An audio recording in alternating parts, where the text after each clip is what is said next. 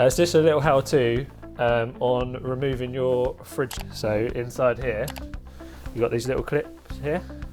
So if you remove that clip cover, what that's going to do is it's going to show you your 2 screws there. And then if you undo those,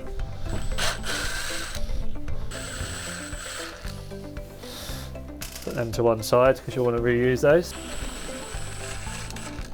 And now what you do is just pull that bit of plastic out from the clip on the door. So that's that piece. When putting it back, there's also an arrow on there, so you want your arrow facing in. So just remember how you've taken it out. Take that one out. And now that's your fridge door released from your fridge. And then obviously what you would do now is you would unscrew that from there. This is, just make sure you've got hold of the door now because that's the last screw that's coming out. And now just take that from that. That one out of there. You've probably just got to close it to take it out fully.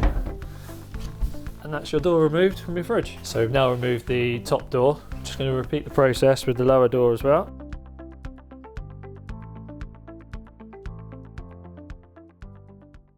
Now that the doors are removed, the next steps are you'll see screws. So you'll usually have some at the top here, either into the shelf, as you can see there, just into the side of the unit there.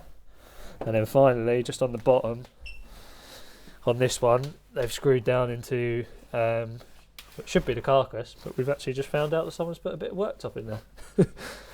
And so yeah, once you remove all of those,